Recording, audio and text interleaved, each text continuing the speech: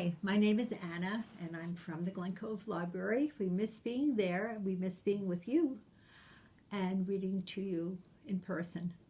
But in the meantime, my friends and I are going to read to you a story of the tale of Peter Rabbit.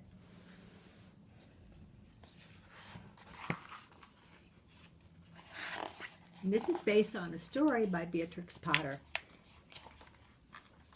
Once there were 4 little bunnies. Their names were Flopsy, Mopsy, Cottontail, and Peter, and they lived with their mother under a big fir tree. One morning, Mother Rabbit said, "Today you can go outside to play in the fields or travel a bit down the road, but do not go into Mr. McGregor's garden. It's a dangerous place for rabbits." "Now run along," said their mother, "and don't get into trouble while I'm gone." Then she put on her coat and her hat and went through the woods to market to buy some bread and milk.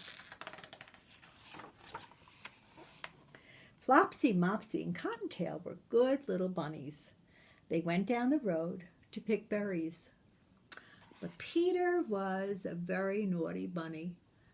He did not obey his mother. He ran down the road straight to Mr. McGregor's garden. Then he squeezed under the gate. First, Peter ate some lettuce and green beans. Then he ate some radishes. Peter ate so much that he got a tummy ache. He looked for some parsley to make him feel better. Then he saw Mr. McGregor. When Mr. McGregor saw Peter, he jumped and grabbed his rake. "Stop, thief!" he shouted. He ran after Peter. Peter was scared. He ran all over the garden trying to find the gate. He lost a shoe in the cabbage patch. Then he lost his other shoe in the potato patch.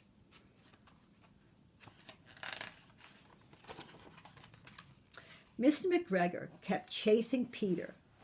Now that Peter had no shoes on, he could run faster than ever.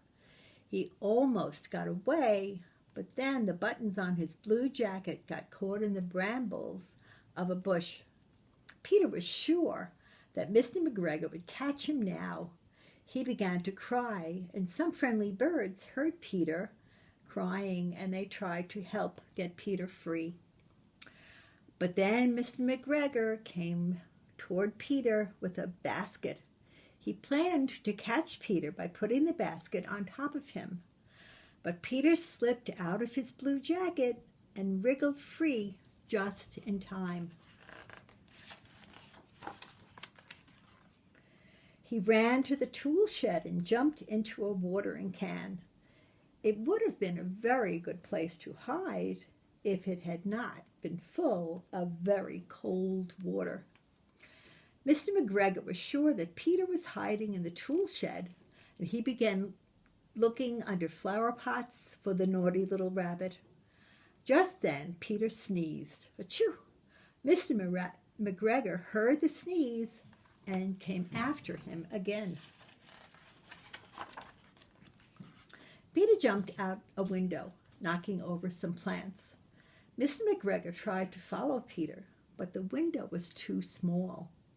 He had grown tired of running after the naughty rabbit. Mr. McGregor went back to his work. Peter sat down to rest. He was shaking and out of breath. He was wet from sitting in the watering can, and he still did not know which way to go to find the gate.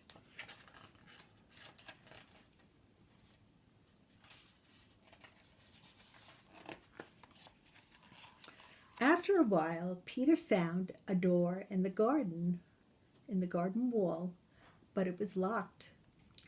There a little mouse passed by him. Peter asked her the way to the gate. Since the mouse had a large pea in her mouth, she could not reply. Peter began to cry again.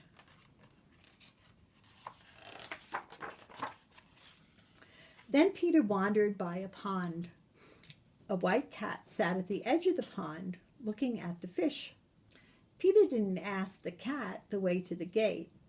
His cousin Benjamin Bunny had warned him to be careful of cats. Peter headed back toward the tool shed. Suddenly he heard a scratch-scratch noise of a hoe very close to him. Peter hid under a bush.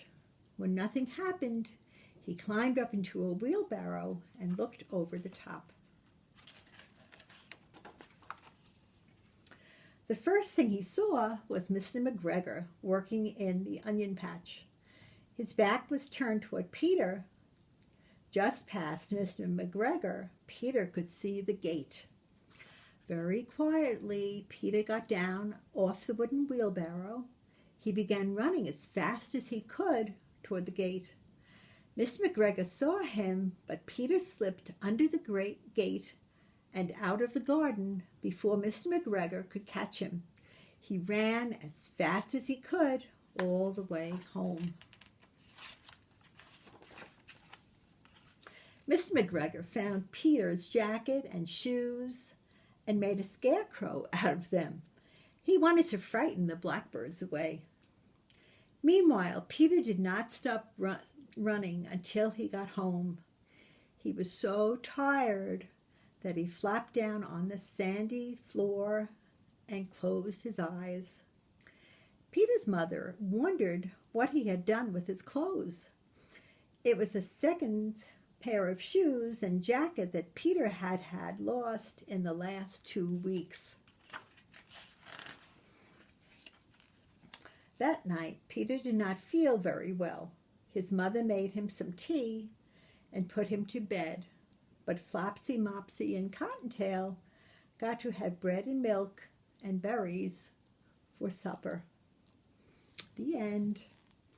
We hope to see you soon, and we'll our bunny friends, and have a happy spring and happy holidays this week. And take care.